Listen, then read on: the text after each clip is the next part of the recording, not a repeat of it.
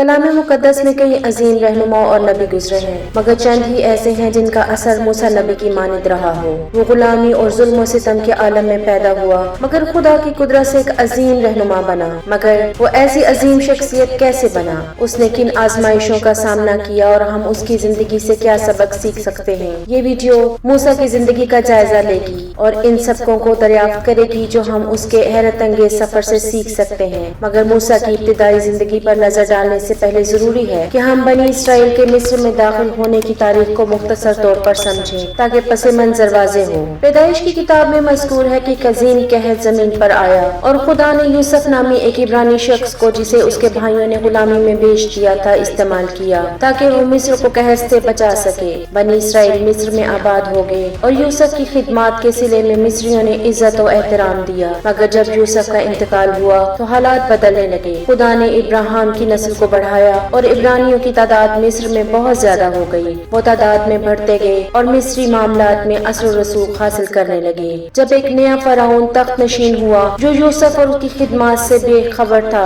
تو اس نے عبرانیوں کو خطرہ سمجھا۔ اس نے انہیں غلام بنا کر سخت اور ذلت امیز مشقت پر مجبور کر دیا، مگر خدا کے وعدے کے مطابق بنی اسرائیل کی نسل میں اضافہ ہوتا رہا۔ فرعون نے عبرانی دائیوں کو حکم دیا کہ عبرانی بچوں کو پیدا ہوتے ہی قتل کر دیں، مگر دائیوں نے خدا کے خوف سے ایسا نہ کیا۔ جب فرعون نے یہ سنا تو وہ سخت غضبناک ہوا اور اس نے حکم دیا کہ ہر عبرانی نرینہ بچے کو دریائے نیل میں پھینک دیا جائے اور صرف لڑکیوں کو زندہ رہنے دیا جائے۔ لاوی کے قبیلے کی ایک عورت نے اپنے بیٹے کو 3 ماہ تک چھپائے رکھا، مگر جب اسے مزید چھپانا ممکن نہ رہا تو اس نے ایک ٹوکری میں بچے کو رکھ کر دریا کے حوالے کر دیا اور خدا سے رہنمائی اور حفاظت کی دعا کی۔ خدا نے اس کی دعا قبول کی اور وہ ٹوکری فرعون کی بیٹی کے قریب جا پہنچی جو دریا میں غسل کر رہی تھی۔ اس نے بچے کو دیکھ کر اپنانے کا فیصلہ کیا اور اس کا نام موسیٰ رکھا۔ موسیٰ شاہی محل میں پلا بڑھا اور مصری امراء میں شمار ہونے لگا، مگر اس کے دل میں ہمیشہ ایک خلا رہتا تھا۔ جب وہ بڑا ہوا تو وہ اپنی جڑوں کی طرف متوجہ ہونے لگا اور اس نے جاننا چاہا کہ اس کے لوگ کس حال میں ہیں۔ جب موسیٰ نے دیکھا کہ ایک مصری سپاہی ایک عبرانی کو بے رحمی سے مار رہا ہے تو اس کا خون کھول اٹھا اور اس نے غصے میں آ کر اس مصری کو قتل کر دیا۔ جب یہ خبر فرعون تک پہنچی تو اس نے موسیٰ کی گرفتاری کا حکم دیا۔ موسیٰ بھاگنے پر مجبور ہوا اور بیابان کی طرف نکل گیا۔ راستے میں موسیٰ کو چند عورتیں ملی جو اپنے مویشیوں کو پانی پلانے کی کوشش کر رہی تھیں، مگر چرواہے انہیں روک رہے تھے۔ موسیٰ نے ان کی مدد کی اور ان کے والد کے گھر چلا گیا۔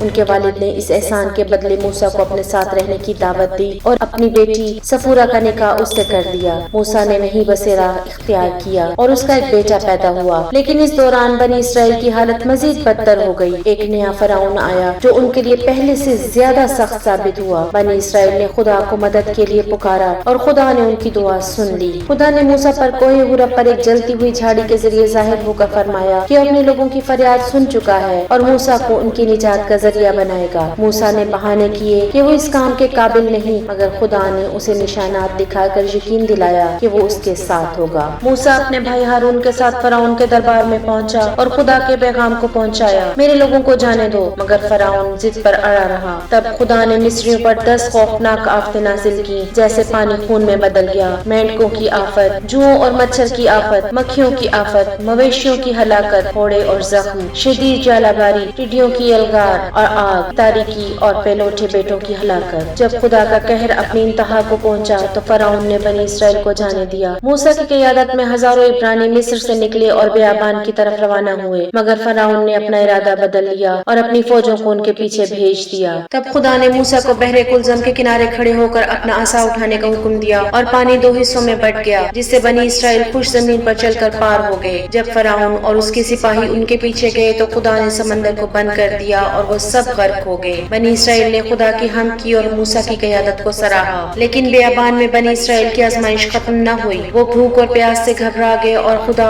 اور موسیٰ سے شکایت کرنے لگے، مگر خدا نے انہیں من و سلوہ عطا کیا اور چٹان سے پانی نکالا۔ خدا نے کوہ سینا پر موسیٰ کو بلایا اور اسے 10 احکام عطا کیے۔ خدا کے سوا کسی اور کو معبود نہ ماننا، کوئی بت نہ بنانا، خدا کا نام بے جا نہ لینا، سبت کے دن کو مقدس رکھنا، ماں باپ کی عزت کرنا، قتل نہ کرنا، زنا نہ کرنا، چوری نہ کرنا، جھوٹی گواہی نہ دینا اور دوسروں کی چیزوں پر لالچ نہ کرنا۔ مگر جب موسیٰ پہاڑ سے نیچے آیا تو اس نے دیکھا کہ بنی اسرائیل ایک سونے کے بچڑے کی عبادت کر رہے تھے۔ غصے میں آ کر اس نے پتھر کی تختیاں توڑ ڈالی اور بچڑے کو تباہ کر دیا، اور بنی اسرائیل نے توبہ کی۔ بنی اسرائیل 40 سال تک بیابان میں بھٹکتے رہے کیونکہ وہ خدا پر مکمل ایمان نہ لائے۔ موسیٰ بھی وعدہ شدہ زمین میں داخل نہ ہو سکا کیونکہ اس نے خدا کے حکم کی نافرمانی کی تھی۔ وہ 120 سال کی عمر میں دنیا سے رخصت ہوا۔ موسیٰ کی کہانی نجات اور خدا کی وفاداری کی کہانی ہے۔ خدا نے ایک بچے کو دریا سے نکالا اور اسے ایک عظیم نبی بنایا، جس کے ذریعے اس نے اپنے لوگوں کو غلامی سے آزادی دلائی۔ موسیٰ کی زندگی ہمیں سکھاتی ہے کہ اگر ہم خدا پر بھروسہ رکھیں تو وہ ہمیں بڑی سے بڑی آزمائش میں بھی سنبھالے رکھے گا۔